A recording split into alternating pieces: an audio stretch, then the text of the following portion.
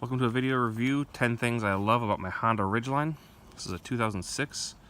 Unfortunately, I'm using this in an iPhone with my hand as my gimbal has decided to die. Great job, DJI. So first things first, engine. It's a 3.5 liter V6. It's incredibly smooth. It's Japanese built, so it's really not a shocker.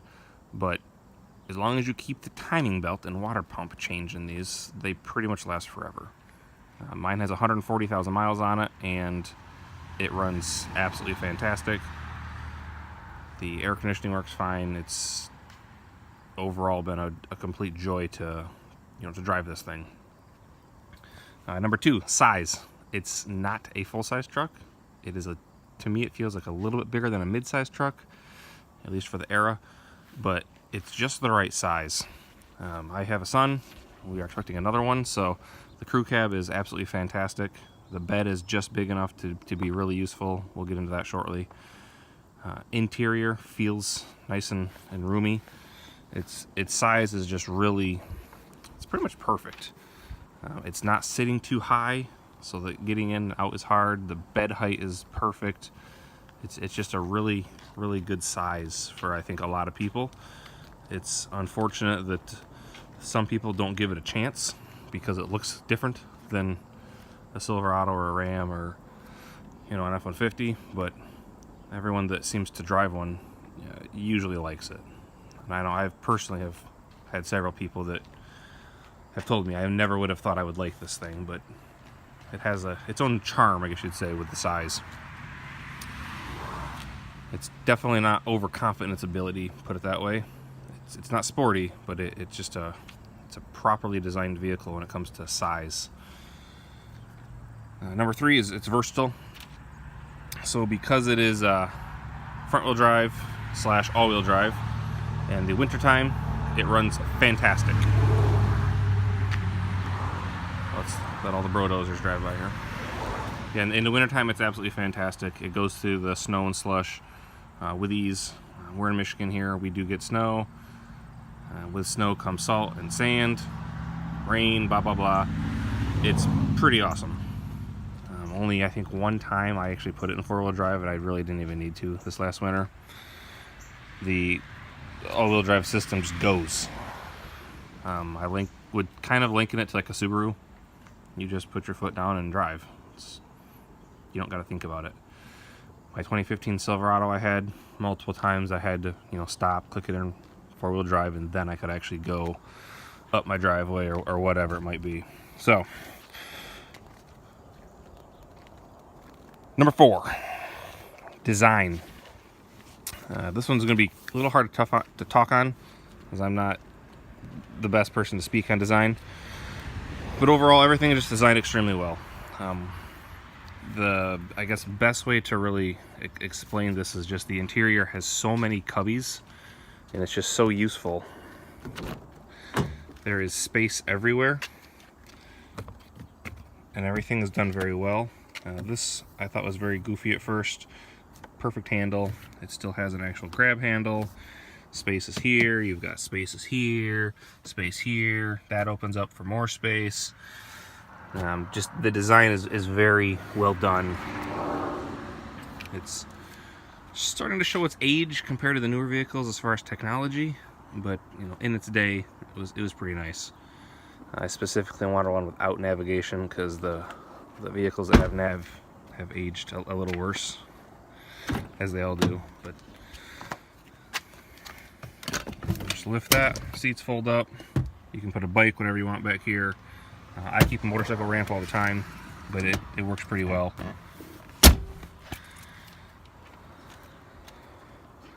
So excellent design as far as that's concerned. In the back here, this is probably the most controversial design.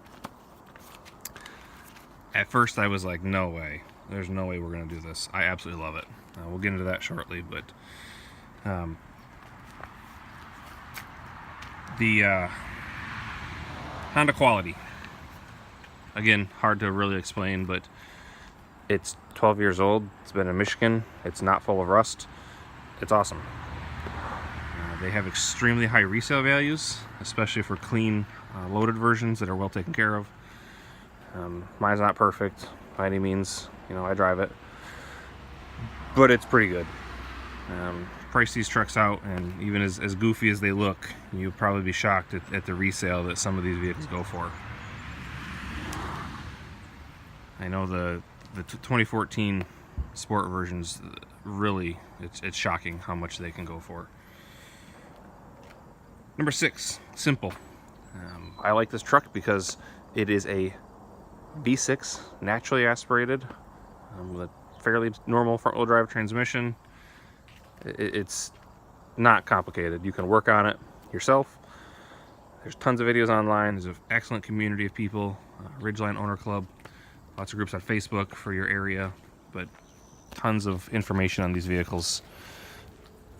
Thankfully, they made this design for quite a long time, so that gave the community a lot of time to learn all about them. Number 7 is it's different. I like that it's different. I like this part now. I didn't like it at first, but once you get used to it, you realize it's actually a pretty smart idea. It's got lights back here. Yep.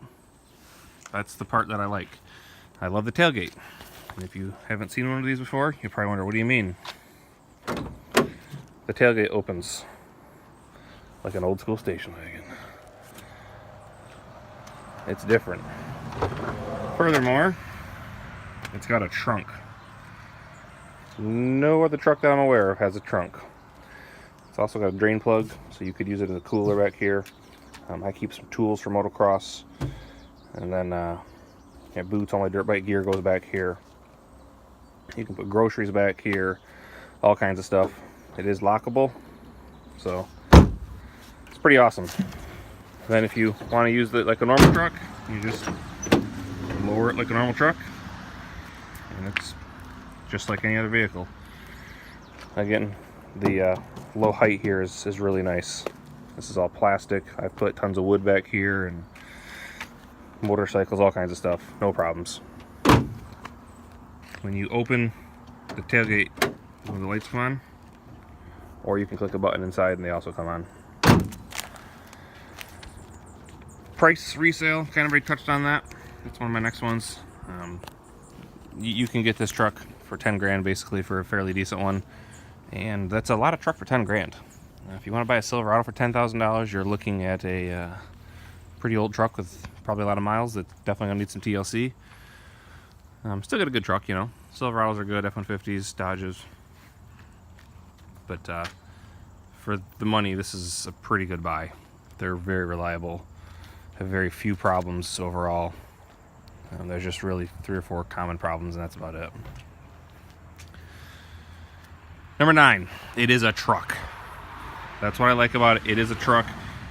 People that say it's not a truck, I don't really understand how you can say it's not a truck, because there's no line here. It has a bed and a tailgate. That, to me, makes it a truck. The El Camino was a truck. This is also a truck. Not many cars have things like this. Because it is unibody, it drives very easily. It runs great. You really have to drive one to really get it, I think. Number 10, things I love about this truck is everything about it. There's very few things I don't like about it. I'll make a separate video for that, but I can't even think of 10 things I don't like about it. So I'm gonna have to do like a 5 things I don't like about it. Most of those are just because it's old. Like I said, mine is an RTL, so it has leather. No nav, but it drives pretty darn nice. It's a little dated, but overall, it's a darn nice truck.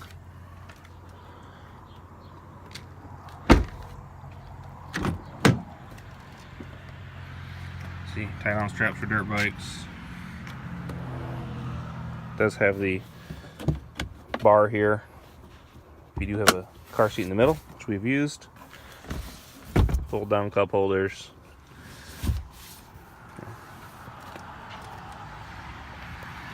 So if you were considering one of these, go for it. They're absolutely awesome. The trunk is extremely useful. I had the full-size truck, got rid of it. It was a lease. I bought this and I do not regret it at all. They are just phenomenal little trucks, and for one of the first times in a long time, I have no intention of getting rid of this. I really do plan on keeping it pretty much as long as I can keep it for. It should last for years, decade plus. I'm going to take very good care of it, and hopefully I'll still be driving it and way in the future. So if you're part of the Ridgeline community, let me know what you love about your truck. This one's been really good to me so far, and I think most people that have these are pretty happy with them.